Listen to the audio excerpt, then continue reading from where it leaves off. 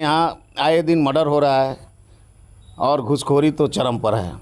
कोई ऐसा महकमा नहीं है जिसमें बगैर घूस का कोई काम होता हो। गोपालगंज के तो पैदाइशी लालू यादव हैं, राबड़ी यादव हैं, इसमें कोई शक की बात नहीं है। लेकिन उन लोगों ने अपना धन अर्जित करने का काम पटना में किया, दिल्ली में किया, इसलिए गोपालगंज पे तवज्जो नहीं दिया। थाना में बालू के ट्रकों को पकड़ना, उनसे नाजायज़ वसूली करना, और थाना पूरे दिन और रात लगी रहती है दारू वालों के पीछे। इसलिए एक दारू वाला पकड़ा जाता है, उससे 40-50 हज़ार रुपया लेके उसको छोड़ दिया जाता है। अगर मेरे सामने कहने का वो काम करेगा तो शायद मैं उसका ज़ुबान निकाल के बाहर कर दूंगा कि हिना साहब को आरजेडी टिकट नहीं देगी, और उनसे पीछा छुड़ाने के लिए वो यहाँ से टिकट भी नहीं लेगी। सिवान से यहाँ का टिकट, सिवान का टिकट जाएगा माले को। छपरा में उप मुख्यमंत्री तेजस्वी यादव की पत्नी राजश्री लड़ने जा रही हैं। उनके खिलाफ में हमारी पार्टी यहाँ से कैंडिडेट उतारेगी और हम लोग दिल खोल के मेहनत करेंगे। नमस्कार, एक्सपर्ट न्यूज़ की खास पेशकश आमने सामने देख रहे हैं आप और मैं हूं रणधीर कुमार। आज हम गोपालगंज में हैं और हमारे साथ में हैं AIMIM के वरिष्ठ नेता और सारण प्रमंडल के प्रभारी अब्दुल सलाम उर्फ असलम मुखिया जी। सर, बहुत बहुत स्वागत है आपका एक्सपर्ट न्यूज़ पे। शुक्रिया एक्सपर्ट न्यूज़ का। कैसे सर? कि आपने चल के मेरे आवाज़ तक आने का कष्ट किया आपने, इसके लिए बहुत बहुत शुक्रिया, धन्यवाद। कैसे हैं आप? मैं बिल्कुल सही हूँ, अल्हम्दुलिल्लाह, मैं सेहतमंद हूँ। AIMIM से आपने अपनी राजनीतिक पारी की शुरुआत की और काफ़ी अच्छे मुकाम पे हैं इस वक्त अभी आप। मैं आपसे ये जानना चाहूँगा कि सर, जो भी व्यक्ति अगर चुनाव में राजनीति करते हैं, चुनाव में आना चाहते हैं, राजनेता बनते हैं, तो उनका ख्वाहिश होता है कि कोई मजबूत जनाधार वाली पार्टी हो और इस पार्टी से लड़े। लेकिन आपने एक हैदराबाद वेस्ट पार्टी जो है AIMIM, उसको आपने चुना। क्या दिखा आपको और क्यों चुना आपने? AIMIM ही क्यों चुना? मैं AIM पार्टी को इसलिए चुना कि ये इंडिया के अंदर यही एक पार्टी है जो अल्पसंख्यकों की आवाज़ उठाती है, दलित लोगों की आवाज़ उठाती है, और अपने सच्चाई पे ये पार्टी आज तक गामजंद है। आज तक AIM पार्टी के 2 सांसद हैं, एक हमारे सदर बैरिस्टर असदुद्दीन ओवैसी साहब और एक इम्तियाज़ जलील साहब। जिस तरह दुनिया में बच्चा पैदा होकर आता है कि उसके ऊपर कोई एलिगेशन नहीं होता है, आज तक ये दोनों लोग उसी तरीके से हैं। और मेरे बिहार के प्रदेश अध्यक्ष अख्तरुल ईमान साहब, वो भी पाक साफ छवि के इंसान हैं, और उनके हमारे युवा प्रदेश अध्यक्ष आदिल हसन साहब भी साफ सुथरे छवि के इंसान हैं। मैं जब सबको मुताला किया और देखा कि ये लोग अपने लिए कुछ काम नहीं कर रहे हैं, ये सिर्फ इंडिया या बिहार या कह लें पूरे हिंदुस्तान के लिए, आवाम के लिए ये लोग काम कर रहे हैं, तो मुझे भी अंदर से शौक़ जगी कि मुझे इस पार्टी को ज्वाइन करना चाहिए और इलेक्शन लड़ना चाहिए। मैं उपचुनाव का इलेक्शन 2022 में लड़ा और लोगों का काफ़ी सहयोग मिला, मुझे अच्छी खासी वोट मिली, और मुझे लगा कि नहीं, आगे मुझे लड़ना भी चाहिए।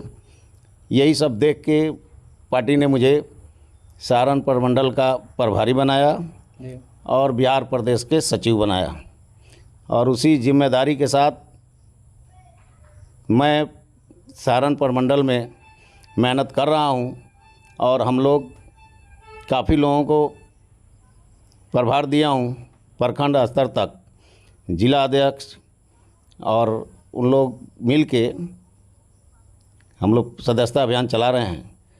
तीनों जिला मिला के अभी तक हम लोग 80,000 सदस्य बना चुके हैं, और आने वाले दिन में मुझे उम्मीद है कि कम से कम हम लोग 3 लाख सदस्य तीनों जिला में 1-1 लाख सदस्य बनाएं। यही हमारी ख्वाहिश है और तमन्ना भी है। आपने 2022 का जो उपचुनाव लड़ा उसमें काफ़ी अच्छा परफॉर्मेंस किया। आगे की प्लानिंग क्या है आपकी? हमारी आगे की प्लानिंग है कि फिर 2025 में मैं विधानसभा इलेक्शन लड़ूं, और पूरे जोशो खरोश से लड़ूं, पूरे दमखम से लड़ूं, और लोगों की मुझे मोहब्बतें मिल रही हैं और मैं दिन रात आवाम के बीच में ही रहता हूँ। जहाँ भी कोई दुख सुख होता है मैं वहाँ पहुँचता हूँ, चाहे किसी को हॉस्पिटल में ज़रूरत हो या और भी बहुत सारी ज़रूरतें हैं इंसान की, मैं साना बसाना लोगों के साथ खड़ा रहता हूँ। ऑल इंडिया मजलिस इत्तेहादुल मुस्लिमीन जो पार्टी है, उस पार्टी से जब से आपने जुड़ा है काफ़ी अच्छे से आप काम कर रहे हैं और एक चर्चित चेहरा भी है बिहार में। इस नाते मैं जानना चाहूँगा कि आपकी पार्टी जो है आगामी चुनाव को लेकर किस तरह की तैयारी कर रही है? हमारी पार्टी तो कोशिश की कि जितने ये नामो नेहाद सेकुलर पार्टियां हैं, जिन लोगों ने IN इंडिया के नाम रख के अपना पार्टी बनाया है, उनके साथ अलायंस हो जाए। लेकिन ये लोग हमारी पार्टी को अलायंस में नहीं मिलाया। इस वजह से हमारी पार्टी 40 लोकसभा पे मेहनत कर रही है। हो सकता है अगर बैरिस्टर असदुद्दीन ओवैसी साहब का फरमान आया तो 40 सीट पे हमारी लोकसभा की सीट पे हमारी पार्टी इलेक्शन लड़ेगी। महागठबंधन का जो नया जो गठबंधन बना है, इंडिया गठबंधन, इस गठबंधन में आपके पार्टी को जगह नहीं दिया गया है, क्या कारण दिखता है आपकी नज़र में? कारण यही दिख रहा है कि अभी तक 75 सालों में जो बेवकूफ़ बना के हम अल्पसंख्यकों का जो वोट लिया गया, वो वोट फिर हमें मिलेगा नहीं अगर सदर असदुद्दीन ओवैसी साहब AIM पार्टी को हम लोग मिला लेते हैं। यही वजह है, दूसरा कोई कारण नहीं है। इसलिए कि जब ये लोग मिल जाएंगे हमारे पार्टी के अंदर तो एक मुस्लिमों की वोट इन्हें मिल जाएगी और ये जीत के अपना हक हिस्सा मांगना शुरू कर देंगे। तो हम लोग का फिर जो लोगों को बरगला के वोट लेते हैं, बीजेपी को डरा के वोट लेते हैं या और भी बहुत सारी बातें हैं जिसको दिखा के समझा के ये लोग वोट लेना का काम जो करता है वो बंद हो जाती। इसीलिए वो लोग हमारे पार्टी को नहीं मिलाया। लेकिन नहीं मिलाने का खमियाजा इन लोगों को 2024 लोकसभा और 2025 विधानसभा में इन लोगों को इसका खमियाजा उठाना पड़ेगा। सर, एनडीए में तो आप लोग जाएंगे नहीं, एनडीए के घोर विरोधी हैं आप लोग, और इंडिया गठबंधन ने आपको अपने में शामिल नहीं किया। कहा जाता है कि जो AIMIM पार्टी है वो भाजपा की B टीम है, क्या इसी का नतीजा तो नहीं है? अब तो मुझे समझ में नहीं आती है, जिन लोगों ने बीजेपी को अपने गोद में खिलाया, उन्हें दूध पिलाया और बिहार में लाके खड़ा किया, अगर वही इस बात को कहता है तो मुझे तो आश्चर्य होती है कि उस बंदा कैसे इस बात को अपने ज़ुबान से निकालता है। एनडीए जो है, ये आपको एनडीए को लाना बिहार में हमारे पलटू चचा नीतीश जी का काम है। और इससे पहले आपको बता दूं 92 के लमसम में हमारे लालू यादव ने भी बीजेपी का सहारा लेके सरकार बनाया था। सिर्फ यही एक पार्टी है, AIM पार्टी, जो आज तक बीजेपी के साथ न सटी है न सटेगी। और हम लोगों का पूरा प्लानिंग है कि हम लोग मेहनत कर रहे हैं, हमारे शीर्ष नेतृत्व के लोग लगे हुए हैं, तीसरा फ्रंट बनेगा और उसी पे लड़ाई होगी। और ये लोग सब लोग अपना सर खुजलाते हुए अपने घर जाएंगे। और इसके बाद अगर कोई कहता है कि ओवैसी साहब AIM B टीम है, तो मेरे सामने तो नहीं कह सकता है कोई, पीठ पीछे कुछ भी कह सकता है। अगर मेरे सामने कहने का वो काम करेगा तो शायद मैं उसका ज़ुबान निकाल के बाहर कर दूंगा। इसलिए कि हमारे बिहार सदर अख्तर ईमान साहब ने काफ़ी कोशिश किया, मीडिया के माध्यम से वहाँ मिल के भी कहा कि नहीं, हम आपके साथ देने के लिए तैयार हैं। आपने देखा होगा पीछे हमारे 4 विधायकों को तोड़ लिया गया, इसलिए कि उनको हमारी अल्पसंख्यकों की मेन पार्टी बनने नहीं देना है उन लोगों को। इसलिए कि वो लोग बन जाएंगे तो फिर हमारी दुकानदारी बंद हो जाएगी सेकुलर पार्टी वालों की। यही वजह है, दूसरी कोई वजह तो हमको नहीं दिखाई देती है। अब आगे हमारी शीर्ष नेतृत्व क्या करेगी वो हम लोग भी उसी के इंतज़ार में हैं। आज के समय में आप अल्पसंख्यकों को कहाँ देख रहे हैं?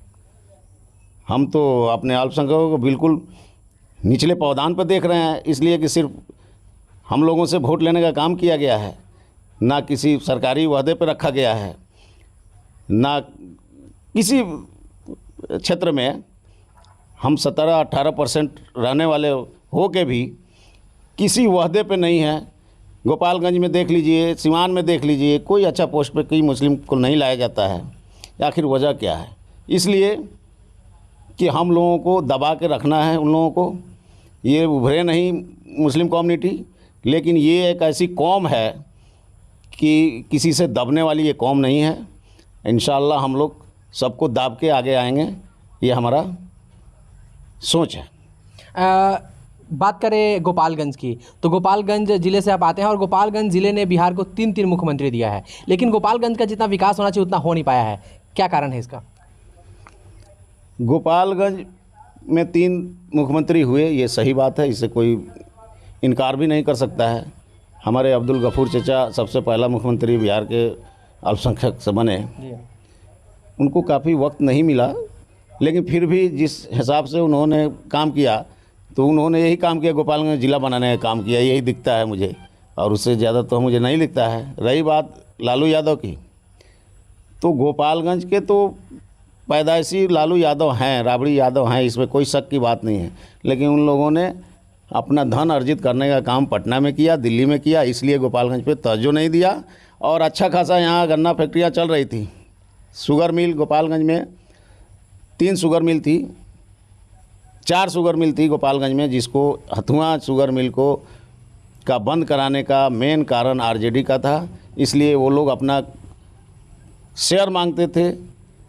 शेयर मांगने की वजह से मिल मालिक ने परेशान होकर उसको बंद करके चला गया।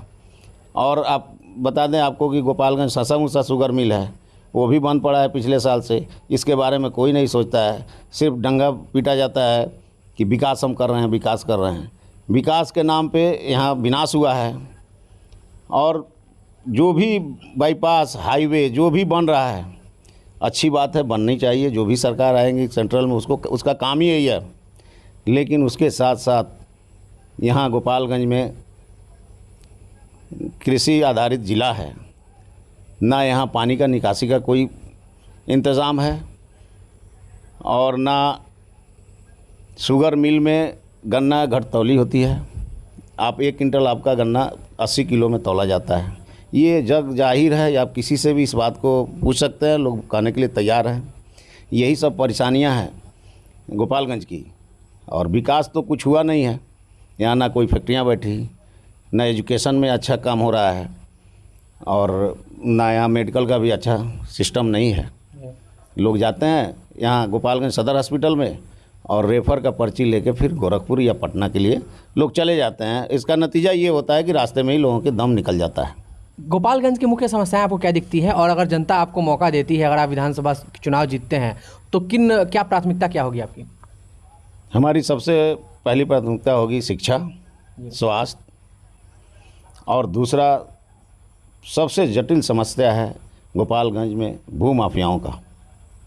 आए दिन लोगों का ज़मीन हड़पा जा रहा है, और प्रशासन मिली भगत है। प्रशासन को पैसा मिलता है और सीधे साधे लोगों को परेशान किया जाता है, और यहाँ नाजायज़ तरीके से जाली दस्तावेज बनाया जाता है। इसी दस्तावेज को खारिज दाखिल किया जाता है, और वही लगान रसीद लेके लोग चढ़ जाते हैं किसी के ज़मीन पे, और गरीब आदमी दौड़ते रह जाता है। मैं अभी आपको बता दूं, जो आदमी बंदा मुझे फ़ोन कर रहा है रियल में, मैं उसी काम के लिए जाने वाला हूं सीओ साहब के पास। उसका 15 कट्ठा ज़मीन किसी ने जाली दस्तावेज बनवा के दाखिल खारिज करवा लिया है, और वो बंदा परेशान है। उसमें कई फरीक हैं लोग। तो मैं आपसे फ्री होकर मैं वहीं जाऊँगा सीओ साहब के पास। सारण प्रमंडल के आप प्रभारी हैं, और आगामी लोकसभा चुनाव में जो शहाबुद्दीन साहब की पत्नी है हेना साहब, वो भी चुनावी मैदान में आ रही हैं। क्या आपकी पार्टी उनको किस पार्टी से आएंगी ये भी खुलासा नहीं हुआ है। क्या आपकी पार्टी उनको अप्रोच करेगी? और ये जो सारण प्रमंडल का जो चारों लोकसभा सीट है, उसमें आपका क्या रोल होने जा रहा है आगामी लोकसभा चुनाव में आपकी पार्टी का? AIM पार्टी सारण प्रमंडल में चारों लोकसभा सीट पे अपनी प्रत्याशी उतारने का काम करेगी।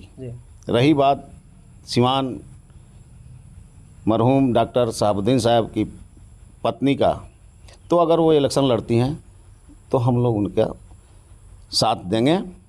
और हमारी पार्टी की यही कोशिश है। हमारे सदर अख्तरुल ईमान साहब भी मिल चुके हैं, और भी बहुत सारे तरीके से हम लोगों ने उनसे राब्ता बनाया है कि वो हमारे पार्टी से इलेक्शन लड़ें। और यहाँ से क्या हमारे अख्तरुल ईमान साहब ने बोला है कि आपको हम सीमांचल से भी लड़ाने के लिए हम लोग तैयार हैं अपने पार्टी से, इसलिए कि पूरे बिहार में अल्पसंख्यकों के ऊपर मरहूम शहाबुद्दीन साहब का एक बहुत बड़ा एहसान है मैं आपको बता दूं, जो सांसद में अभी पीछे जो बिदोड़ी जो या चिदोरी जो भी अल्पसंख्यकों के लिए जो बदजुबानी बोलने का काम किया दानिश कुंवर को, अगर हमारे डॉक्टर मोहम्मद शहाबुद्दीन साहब होते तो शायद उसकी माँ इतनी दूध नहीं पिलाई थी कि वो खड़ा भी हो जाए। बोलने की बात तो दूर की थी। एक बार ऐसा ही हमारे सदर वैसी साहब के साथ हुआ था, किसी बहस में बीजेपी वालों ने कुछ उठ के खड़ा होकर बोलने का साहस किया। डॉक्टर शहाबुद्दीन साहब ने पार्लियामेंट में खड़ा होके एक बार उन्होंने नज़र दौड़ाई, सबकी पेशाब निकल गई और सब लोग अपना सीट ग्रहण कर लिया। और जहाँ तक बात है आरजेडी, अब ये तो आरजेडी की मर्ज़ी है, लेकिन मेरा यही सोच है कि हिना साहब को आरजेडी टिकट नहीं देगी और उनसे पीछा छुड़ाने के लिए वो यहाँ से टिकट भी नहीं लेगी। सिवान से यहाँ का टिकट, सिवान का टिकट जाएगा माले को, इसलिए कि कहने को हो जाएगा कि हमारे हिस्से में टिकट मिला ही नहीं तो मैं हिना साहब को कैसे लड़ाऊँ। लेकिन हिना साहब हो सकता है कि निर्दलीय भी लड़ें, इसलिए कि मज़ा वहाँ ये है कि ओम प्रकाश यादव को भी टिकट मिलने नहीं जा रहा है बीजेपी से। जी। हो सकता है मंगल पांडे लड़ें या एक कोई महिला है सिवान में, मैं उनका नाम नहीं जानता हूँ, लेकिन चर्चा में आता है कि एक महिला है, उनको टिकट मिले तो वहाँ भी लड़ाई बड़ी दिलचस्प की होगी। और हमारे गोपालगंज में भी यहाँ से पुनवासी राम जन शिवराज से लड़ने जा रहे हैं, जहाँ तक मुझे जानकारी है। जी। और देखिए अब यहाँ आरजेडी लड़ती है कि जदयू लड़ती है। हमारे आलोक कुमार सुमन जी हैं यहाँ के सिटिंग एमपी, और हमारी भी पार्टी यहाँ से लड़ेगी। और हमारी पार्टी इसलिए लड़ेगी कि जो लोग कहते हैं कि सिर्फ मुसलमानों की पार्टी है, बड़ी खुशी की बात है कि यहाँ रिजर्व सीट है। हम लोग दलित भाइयों को यहाँ से लड़ाने का काम करेंगे और विरोधियों को ज़ुबान पे ताला लगाने का भी काम हम लोग करेंगे। रही बात छपरा सारण की, तो और कहीं चारों सीट में कोई लड़े या ना लड़े, हमारी पार्टी लड़े या ना लड़े, हो सकता है किसी कारण से हम लोग ना उतारें अपने प्रत्याशी, लेकिन छपरा में उप मुख्यमंत्री तेजस्वी यादव की पत्नी राजश्री लड़ने जा रही हैं। उनके खिलाफ में हमारी पार्टी यहाँ से कैंडिडेट उतारेगी और हम लोग दिल खोल के मेहनत करेंगे, वहाँ से इलेक्शन लड़ने का काम करेंगे। इसलिए कि राजश्री का क्या योगदान रहा है आरजेडी में ये तो समझ में आती नहीं है, लेकिन वो तो प्राइवेट लिमिटेड पार्टी है। जब भी टिकट चाहिए तो मीसा भारती को चाहिए, अब राजश्री का भी नाम आ रहा है।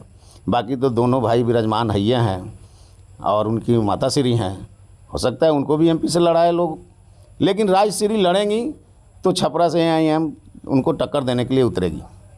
इसलिए कि उन्होंने हमारे पार्टी के 4 विधायक खरीदने का काम किया है। दो जगह तो हम लोगों ने उनको जवाब दे दिया, गोपालगंज और कुर्नी में, बाकी 2 जगह का जवाब बाकी है। हम लोगों के सीने में आग दहक रहा है। आखिर कौन सी मजबूरी थी? हमारी पार्टी उनको बाहर से समर्थन दे रही थी, ये जग जाहिर है। फिर आखिर उनकी मजबूरी क्या थी कि हमारे पार्टी के 4 विधायक को तोड़ लेना? तो इसका जवाब उनको देना पड़ेगा। ये बहुत भारी पड़ेगा आरजेडी को। और तेजस्वी यादव जो हैं गोपालगंज में आके बोले कि मुसलमान लोग कहाँ जाएंगे, तो गोपालगंज विधानसभा के मुसलमानों ने दिखा दिया कि वो कहाँ जाएंगे, दिखा दिया। और एक और मेरा पैगाम है कि अभी लालू यादव से ज़्यादा हितैषी अपने आप को साबित करने में नीतीश कुमार लगे हुए हैं कि अब हम मुसलमानों के हमदर्द हैं। तो मैं आपको बता दूं, हमारे बिहार के अंदर जितने मदरसे हैं, आज 4 साल से एक भी बहाली नहीं हुई है। सारे मदरसे खाली हैं। यहाँ तक कि पटना में जो शमसुल हुदा मदरसा है, मात्र उसमें 2 टीचर हैं, उसमें कम से कम 12-14 टीचर की जगह है। अब ये किस मिजाज से कहते हैं कि हम मुसलमानों की हितैषी हैं, मुझे तो समझ में नहीं आती है। हितैषी यही है कि हम लोगों की तालीम को जड़ से मिटाया जा रहा है। और आपको बता दूं, मदरसा अजीजिया जिसको जला दिया गया, अभी कुछ लोग देख रहे हैं कि टोपी हिला रहे हैं कि हाँ नीतीश कुमार ने 30 करोड़ रुपया दे दिया, 30 करोड़ रुपया दे दिया। अरे नीतीश कुमार कोई अपने पॉकेट से रुपया दे दिया? सिर्फ एक वाहिद पार्टी AIM पार्टी है बिहार के अंदर जो कि असेंबली में भी आवाज़ उठाने का काम किया अख्तर इमाम साहब ने, हमारे आदिल हसन साहब ने काफ़ी ज़ोर शोर से। कोई ऐसा इंटरव्यू नहीं हुआ जिसमें वो मदरसा अजीज़िया के मेंटेनेंस के लिए उन्होंने आवाज़ नहीं उठाया। अब इलेक्शन करीब आया, उन लोगों को लगा कि भाई अगर नहीं देंगे तो जो भी 10-5 वोट मिलने वाला है मुसलमानों का वो भी नहीं मिलेगा। तो ये कोई मुसलमानों पे एहसान नहीं हुआ है। ये तो शर्म की बात है कि सरकार जदयू की थी या महागठबंधन की थी, उसके रूलिंग में इतनी शर्म वाली घटना तो होनी ही नहीं चाहिए। इसलिए कि जो भी यहाँ की जनता है सब सरकार के अमानत में है। सरकार का काम है कि यहाँ कोई गलत काम ना हो, लेकिन फेलियर है। इसलिए कि यहाँ आए दिन मर्डर हो रहा है और घूसखोरी तो चरम पर है। कोई ऐसा महकमा नहीं है जिसमें बगैर घूस का कोई काम होता हो, चाहे वो राजस्व हो, भूमि का क्षेत्र हो या कलेक्टेरिएट हो, चाहे जो भी हो, बिना घूस का कोई काम नहीं होता है। और थाना में बालू के ट्रकों को पकड़ना, उनसे नाजायज़ वसूली करना, और थाना पूरे दिन और रात लगी रहती है दारू वालों के पीछे। इसलिए एक दारू वाला पकड़ा जाता है, उससे 40-50 हज़ार रुपया लेके उसको छोड़ दिया जाता है। डेली आप देखते हैं गोपालगंज में कम से कम 75 आदमी को पकड़ा जाता है। डेली पेपर में आता है कि 75 अभियुक्त को शराब में हम लोग चनावे कारागार में भेजने का काम किया। फिर दूसरे दिन 75 आदमी आते हैं। तो कहीं ना कहीं पुलिस मिली हुई है ये शराब बिकवाने में, और उस शराब बंदी करके बड़ी खुशी है। हम मुसलमान हैं, हमें ऐसे भी शराब हराम है। काम तो उन्होंने बहुत अच्छा किया, लेकिन उसका अंजाम क्या हुआ? ज़मीन रजिस्ट्री महंगी हो गई, टैक्स बढ़ गए बिहार के अंदर। इसलिए कि वो राजस्व जो आता था करोड़ों के में आता था जो राजस्व दारू से, वो बंद हो गया। हालांकि पैसा सारा बिहार का यूपी में जा रहा है, बंगाल में जा रहा है, झारखंड में जा रहा है, नेपाल में जा रहा है। तो क्या फ़ायदा हुआ?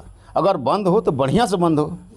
जहाँ खड़े रहिए आपके पास आप 5 मिनट में दारू पहुंच जाता है। उतना आराम से जब दुकान चलता था उस वक्त भी नहीं मिलता था। तो ये दारू का बढ़ावा तो नीतीश कुमार ने ही किया था। हर पंचायत में उन्होंने लाइसेंस देने का काम किया। ये कौन मशवरा दिया था उनको? और फिर तुरंत बंद भी कर दिए। ठीक है, बंद कीजिए, अच्छी बात है, लेकिन बंद होना भी तो चाहिए। बहुत सारे बच्चे बिगड़ गए ये दारूबंदी में, इसलिए कि या तो कोई बेच रहा है, आज जो दारू पीने वाला है उसको दारू नहीं मिला है तो वो स्माइक पी रहा है, सुलेसन पी रहा है, वो आपको वाइटनर जो होता है उसका पानी पी रहा है। मैंने कौन कौन सी बात बताएं आपको। और उसका अंजाम ये है कि आम आदमी का जीना हराम हो गया है। चाहे वो सिवान हो, गोपालगंज, बिहार के हर कोने पे अगर कोई गलती से घर छोड़ के अपना रिश्तेदारी में शादी ब्याह में जाता है, पर आके घूमता है, आके वापस आता है घर तो देखता है कि ताला टूटा हुआ, उसका पूरा सामान चला गया है। तो ये इसकी जिम्मेवारी सरकार बर्बाद हो रही है। जी बिल्कुल, युवा तो बर्बाद हो गई एकदम। अंत में जो आपके क्षेत्र की जनता को दिख रही है उनको क्या कहना चाहेंगे? हमारे क्षेत्र क्या, हमारे पूरे गोपालगंज ज़िले की जनता से मेरा अनुरोध है, दरख्वास्त है कि जिस तरह हमारी पार्टी और हम लोग मेहनत में लगे हुए हैं, हर चीज़ में जाके लोगों के साथ खड़े रहते हैं, तो हमारी यही अपील है कि सब लोग AIM की तरफ रुख करें और ये नामो नेहाद सेकुलर पार्टियों को हराने का काम करें। अपना पार्टी, अपना झंडा, अपना वोट, यही हम लोगों का है सोच, और इसी पे हम लोग काम कर रहे हैं। बहुत बहुत धन्यवाद मुखिया जी। शुक्रिया आपका भी। तो ये थे असलम मुखिया।